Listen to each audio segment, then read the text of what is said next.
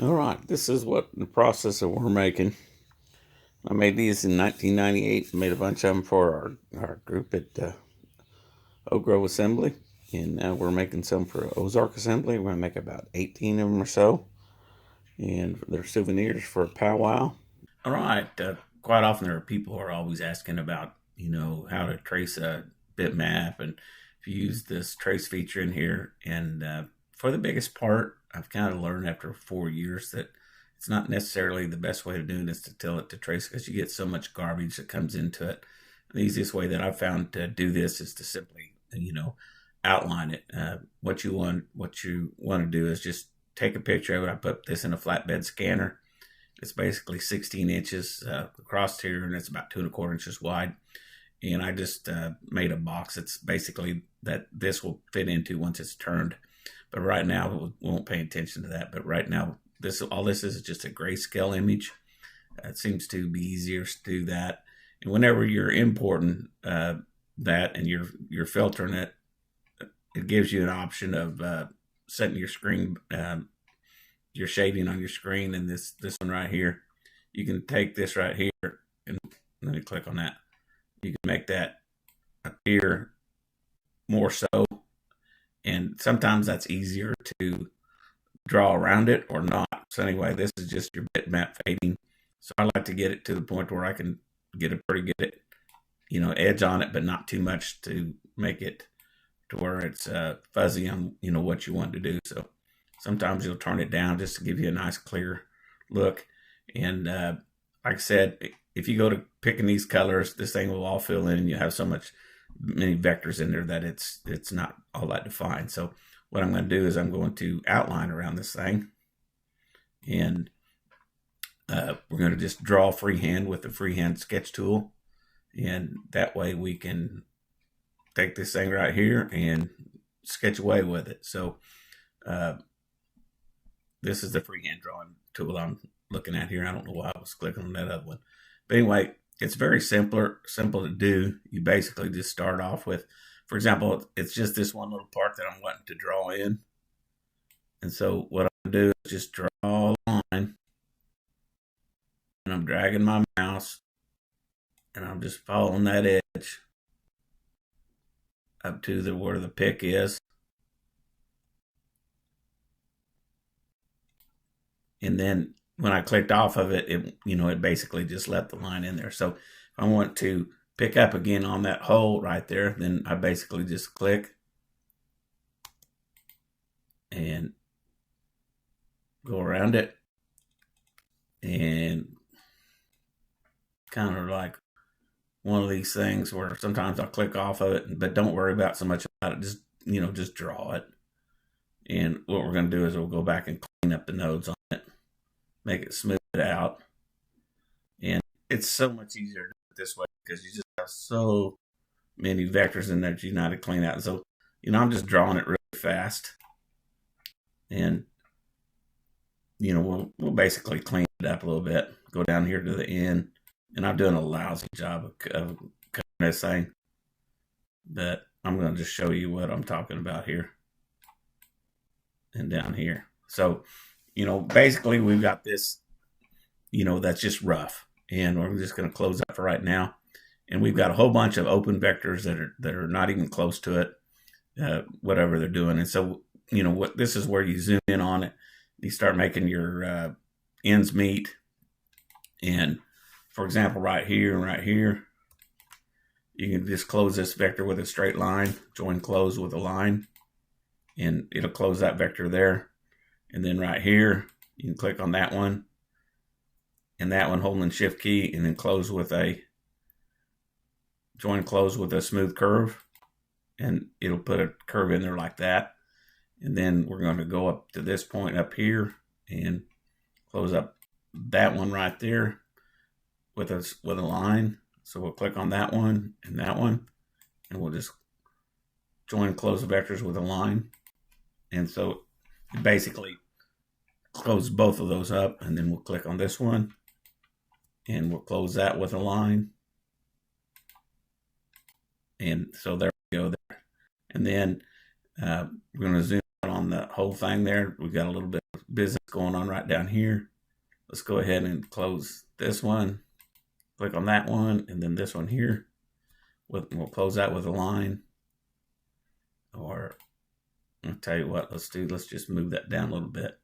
So I'm just going to use the arrow key, move it down like that. And we'll close that with a line. Shift and join, close. Okay, can't really do that one. I'm going to do this one here and this one here. And we're going to close that with a line. Join, close with a line. And again, this one right here, we're going to just move this down a little bit. Move it over. And we're going to close these two with a line. And that's generally the easiest. There's many ways of doing it, but that one just pretty well lines the points up. And then this one here, we can close that with a line. Join, close with a line. Okay. So basically we have right now is we have this vector here, and we're going to zoom out on it. And you'll see that, basically there's our rough pick, and right now it's pretty rough. And so what we're going to do is we're going to start doing some node editing and get in here and all right. So the next thing I'm going to do is get into node mode. Now basically just click on my vectors. You'll see all these nodes that are in here, and there's quite a few nodes in here. And basically one of the first things that we could do would be just to come in here and just start looking at this thing and say, okay, what can we do here? We need to start dragging some nodes out of the way here. And, basically it's just a matter of dragging them out to wherever we need them to go and putting them in line. Some of the things we're going to smooth. Some of it we're just going to drag out to, the point that where they need to be at, and smooth them out. And you can see, I'm not very good at this, but some guys are a lot better. But you can get this to grabbing these handles. You can get in here and smooth these out a bunch, and kind of clean them up. And for example, this one here, as you can see, we're into that point, and we'll bring this out to here. So as I do this, all I'm doing is dragging the handles and getting it to where it's following the shape of that bitmap or that JPEG picture. And, the closer you resemble that, the better off you are. And try and get it to smooth out some.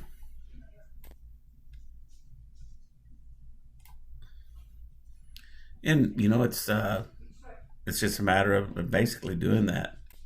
Like right there, just following your guys out and, getting them to fill in, and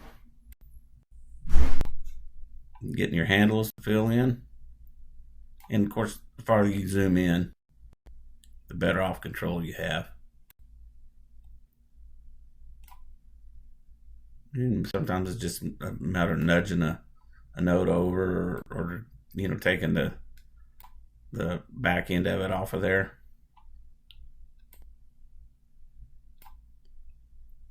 And just cleaning it up just a little bit. For example, these little nodes right here, just bringing them in a little bit.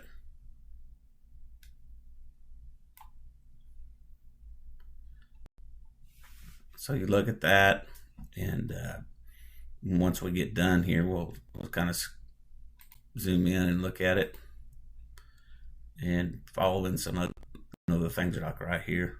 Let's go back to node mode, and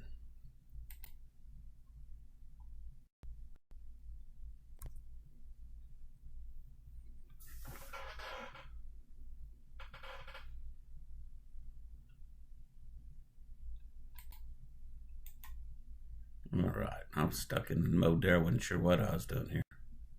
Okay, so we're going to go over here, clean that up. Go over here and move this in around here. Move that in a little bit more there. And as as far as that goes, you're basically just laying it on top of the picture that you already have. And in this case, all I'm doing is grabbing that handle and bringing it up. And looking at, the more you clean this up, the better off you get at it, you know. Like for example, that handle right there does that, and then this handle right here can kind of change that a little bit. Sometimes it's just a matter of lining it up. Sometimes you just need to put a node in there. Okay. And then this guy right here is where our actual seam is. I'm going to make this straight.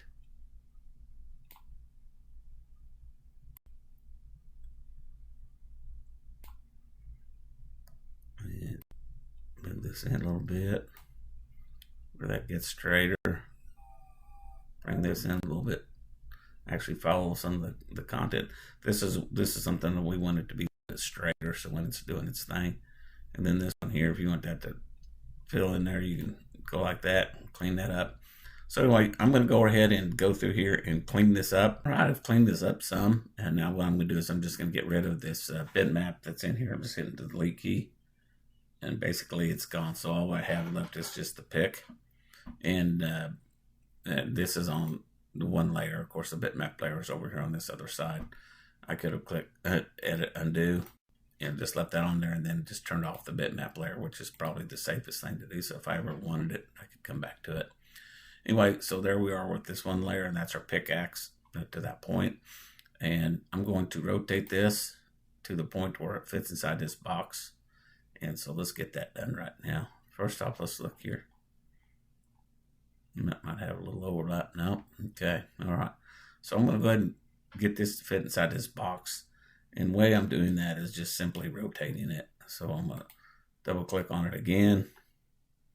And what you got here is there's your rotate.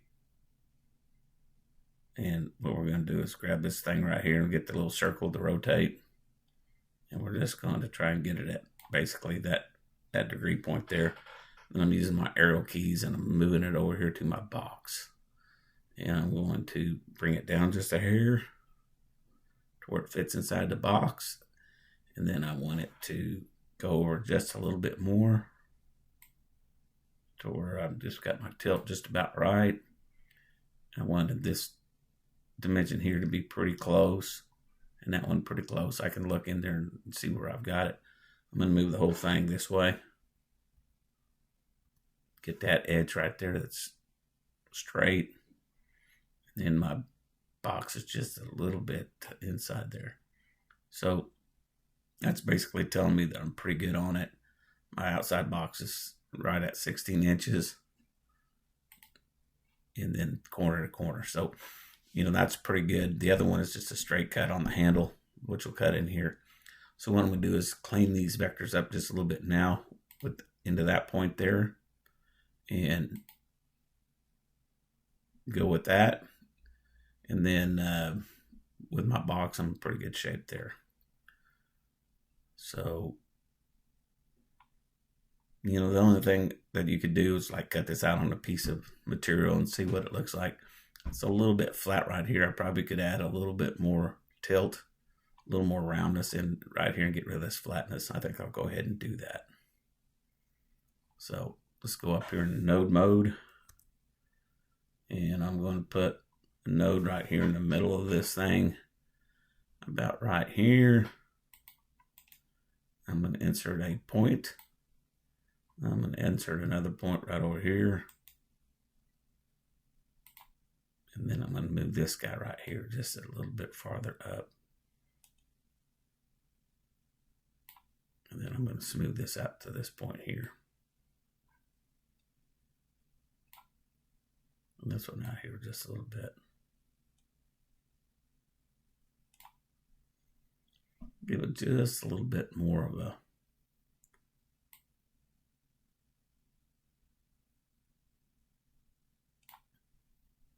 that kind of deal. Let's see what that looks like. Okay. And this guy right here.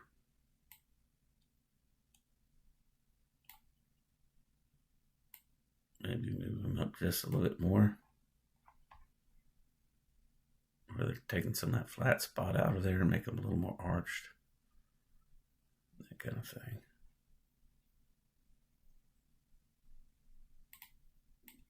If I wanted to, I could rotate this. Type in 90R, then 90, and hit enter. That might give me a little bit different perspective. You just center that in the project. Okay, so that kind of gives me an idea there. A little bit more so on the pick. That kind of thing. All right. Got a little bit of a rise right there. Might want to bring that down, bring that up. Again, I could probably sand that out, but I'm getting ready to make 12 of them at the same time. So I think I'm just going to about done fiddling with it. I'm going to trim this up so this is straight and gets me a good straight cut on that. So we're going to click close, and this guy right here, I'm going to bring this line down to that point there and hit node ed, and I'm going to put a insert a point in there, and we're going to insert a point in here.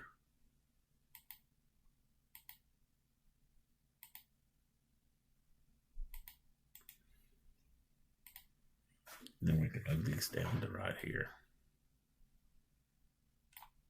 and straighten it up some. All right. What I'm going to do is I'm going to use the square there to trim this up. As long as these points here are overlapping, the rest of this doesn't really matter so much. So let's go ahead and get the trim tool out, and we'll trim that off. We'll trim that off. Whoops. Edit undo or Control Z. Sometimes you just got to hold your mouth right, and we want to Control Z again. All right. So let's see what we got here. Now this one here is not quite touching that. So if you look at that, that's what we got going on there. So let me go ahead and extend that point and clean it up. And all right, getting back to the pickaxes. Basically, I took this and I cleaned up my pickaxes. I added some text in here. Outpost number 167, 2025. These are pickaxe heads for Pow Wow. I'll probably, there's 9 in this layout. I'll probably do 2 sheets of this. It's basically 24 inches wide by 17 inches. Pickaxes are basically 16 inches wide by 16 inches tall. This handle is all cut on just the table saw because they don't require anything special for that. Anyway, so this is my tool pass. Basically cleaned up my nodes. I put a little bit of a deal in here just to keep them from coming down to a point, and maybe just a little bit of a I don't know why my first ones were like that. So of course I cleaned this up so this would be a nice straight edge for a butt joint. Then there'll be 2 screws that come in here at the top that go down into that. So I'll come up with a jig for that. Anyway, so that's basically going to be cut out of 1x12s or whatever. I'll glue them together. This will be basically, again, a 24 inch by 17 inch blank. So I'll cut them out, put some screws in the corner down in my jig boards, and then let her cut out. I do have some tabs in here. Let's go ahead and look at our laser cuts. Go over here on the preview side and preview selected tool path. And let's go up here and preview selected tool paths. Jump over here and you can see the cutout. There's my tabs, and we'll move in, and then of course this is burn out with the laser and that kind of thing. This takes about, I don't know, 30 seconds, 40 seconds maybe to do that. I did increase the speed, and also increased the speed on this. I did cut one out in the shop, just one, and go nut try. Let's look at our tool pass and move back over here to 2D view. Look at our tool pass. This is a 20 watt laser, power set at 20% because I'm just burning in text. Move speeds 100, and I'm cutting on the vectors, and there they are selected. So that's done there. I click calculate, and then I save the tool pass to my thumb drive. And then this is the profile cut. And basically, there's my tabs around, and cut them out. I'm using a 1/4 inch end mill, and I set my depth of cuts. The stock's 3/4 inch. My depth of cut will be a little bit past that, so it'll cut into the spool board. And I'm going to do it in 3 cuts. And I did increase my speed up to 50 inches a minute. It was setting down to 25, so I thought, well, that's a little bit low, so let me go ahead and push it up a little bit. We'll see how it goes, and click and get on that. And of course, this is going on the outside right, so we'll see how that all calculates up.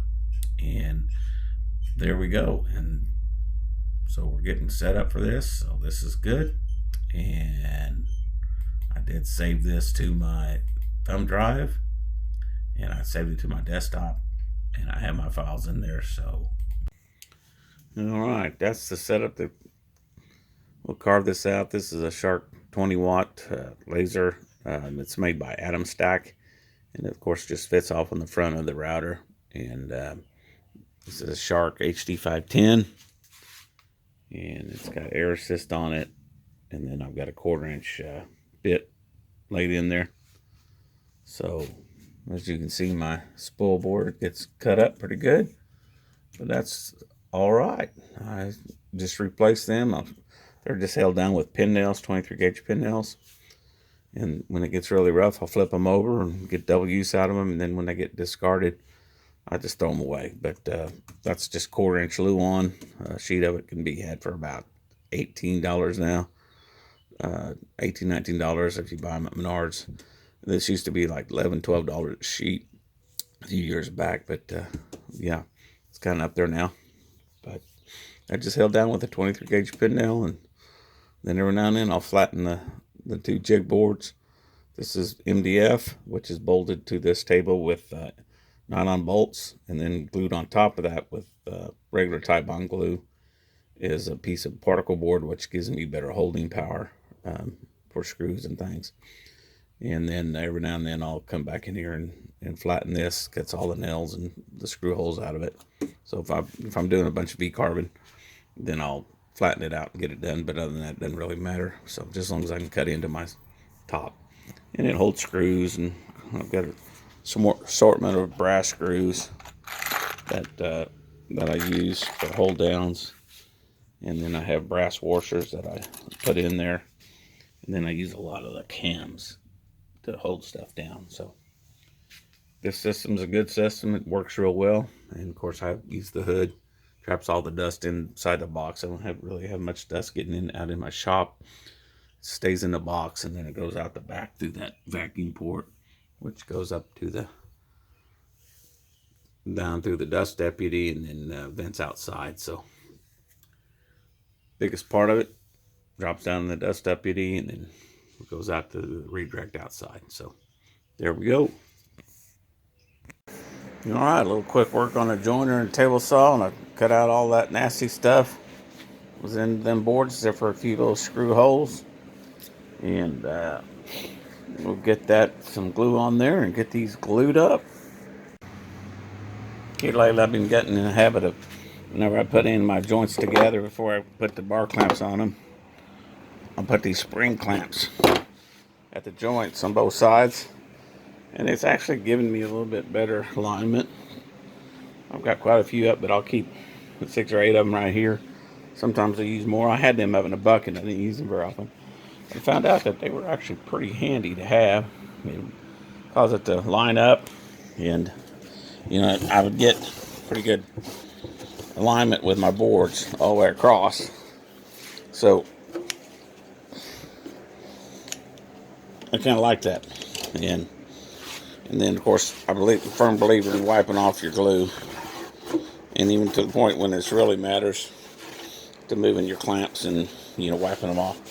So, anyway, there we go. Got one glued up. We'll be ready to cut up in about an hour. And then we'll get the old CNC out and get it running. And of course, it's always worth it to, after you get 2 clamps on it and it's held in place pretty well, unloosen one, wipe the bottom and top, get the staining off your wood and all the funky stuff, and then put that back on, then go do the other side and do that. I do like these little bar clamp holders. They're basically just put them inside your work. They hold the bar clamps, keep them from rolling over. They clamp to the table with some C-clamps. With the table is the same width as the clamps, and so they're pretty good. Also, when you're cutting bar clamps, be sure and cut them longer than 24 inches. Like these are probably cut, a third of a 10 foot, so they're cut a little bit long, but you don't want to cut them too short, because at least give yourself at least a minimum of 24-25 inches. This is 25 inches wide here, so don't cut your pipe too short, and get yourself plenty of it. Now, while I'm waiting for that to dry, it's time to take a 3/4 inch piece of wood, get it to where it clamps down. This will sit down on each end of it, and then on each side of it I'll probably put a piece of plywood on each side just to hold it in spot, and then have a drill edge that will drill it. So let me get that jig made up. All right, she's glued up. I'm gonna go ahead and put it in the CNC. I've seen some people take these things and square them up and put them all in there. You don't need to do that. I mean, you're throwing your rough edges away anyway. You just need to be parallel with your work, and you can do that by just simply running your CNC straight up and down, so that you're for sure you're gonna hit the board, and just run it frontwards and backwards once you line up. But anyway, I'm not gonna really do much more than this, and just stick that up in there and screw it down to these outside boards, and that'll clear me out for doing about any cutting. I'm not even going to clean this up. There's some stuff in there, but the work I'm doing is just to cut out these minor pickaxes, and so that's what we're working on. While we were waiting for that glue to dry, I made this little jig right here to cut those and drill them, and then drill the handles all at the same time. Of course, it's gluing up, so I don't want to take it all apart, but the top hat comes off right here, and that comes off, and then of course your pickaxe is down inside there, and then that gives you a drill guide for drilling your holes like that. And of course that's glued with some hot melt. I need to put a couple of reinforcing screws in there, but I can see my joint whenever I got in here, so I can see where it's sitting in there, and pretty much it's kind of tight right now. So yeah, that was configured with just raw wood, and look at my wood that I'm using. This is all prototype stuff, so I'm using the beat up stuff from an old cabinet. This was all built from mostly that. The plywood's just from scraps. So, and of course this is the same stuff. It's been in a shelf before, and there's all kinds of holes and stuff in it, but it'll make some cool looking pickaxe stuff. And it's pine, and we'll probably burn it on the way up. So okay, so let me get this thing put in there and run a couple screws and get this thing started. All right, I've zeroed, got my laser set, zeroed off of this corner right here, not this corner, but this corner here, and then my corners are cleared from doing cutting on the axe, so they're all coming over this way. So I'm going to let this laser do its job and buzz in 9 lasers, and we'll just see how we do with that. So here she goes. The thing I like about the Shark is it puts a reminder up there. It says danger laser file detected, wear proper safety glasses. It's a reminder to get going. And of course your air assist is on, and she's locked in, she's ready to roll. So we're going to hit okay. And it's going to go out there and start cutting the parts out for the laser work. You can see the laser line going. So it's going pretty good. I've got it moving 100 inches a minute. And so I've got this combined in a carved file, and if I was not using that, this thing wouldn't go up and waste a lot of time. But anyway, it is. Otherwise, that's one thing I hope that they'll do with the V-Carb Squire and Pro is to allow your sheets to have their own settings for the, or even layout, have some setting for safe seat. So anyway, just going in there and putting that, burning that into the top of that. And I see right now that I've got a 7 that's not showing up. I wonder what's going on with that.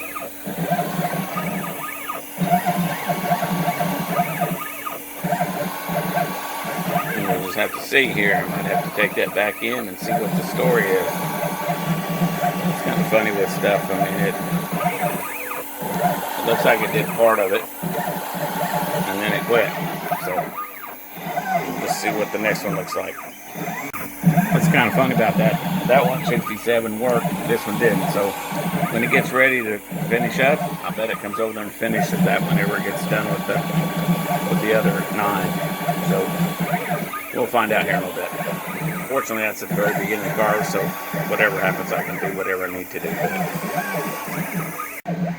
it. Guess who decided to come back outside, and guess what business they're about. So let's throw the toy. Let the little girl. You want to play? You want me to throw the toy? Huh? You want me to play? Get your toy. Pick up your toy. Let's go. All right. Here we go. Okay. Here we go. Ready? You ready to catch it? All right. Good girl. She's a good girl. First couple times she hands it over to me pretty easy. Then she wants to play tug of war with me. After about the second or third time. About the third time she comes out, she'll kind of growl at me and says, you know, hey, let's put a little more effort into this.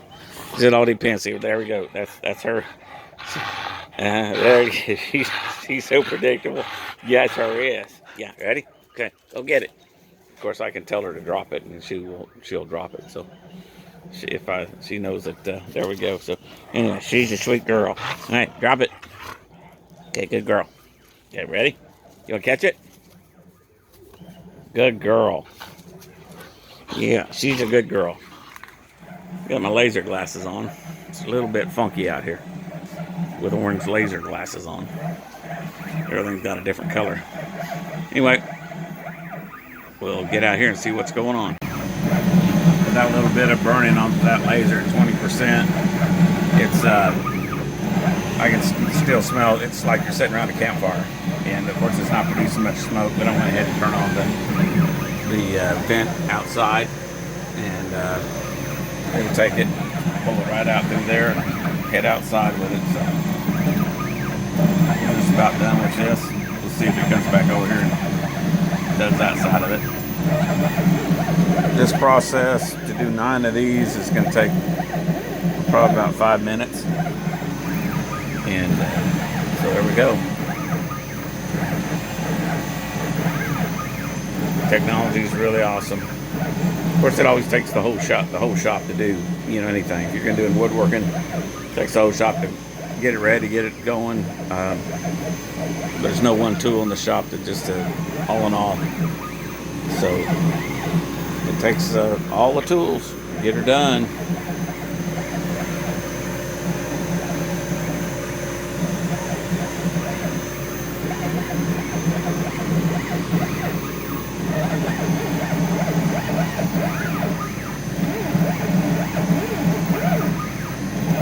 More to cut. And let's see if she comes all the way back over here.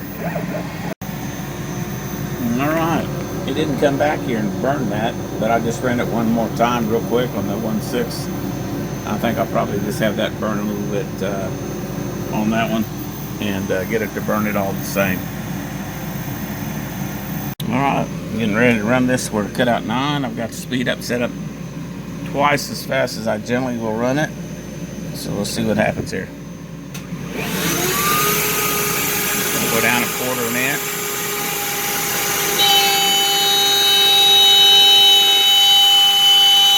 This is speed of 50.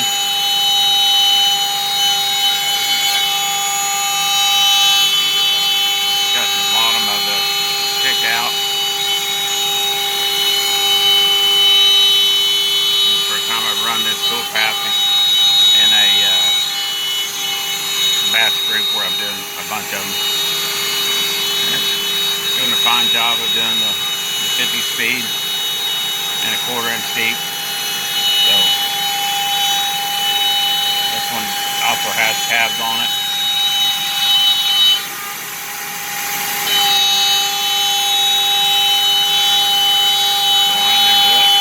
I also put on this blanket to stifle some of the sound.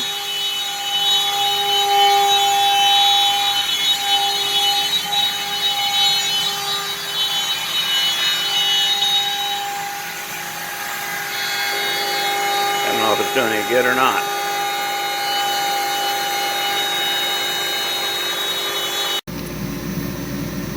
Alright, took 20 minutes and 30 seconds. Run that file for cutting out 9 of them. About 25 minutes to do 9 axe heads. That's lasering them and then cutting them out. Now let's have a look at them, see what they look like. Alright. They're looking pretty good. Looks like they cut through. Just need to take the screws out of them and pull them up. There's the sawdust from cutting them out with a 1/4 inch. And there's all that good stuff.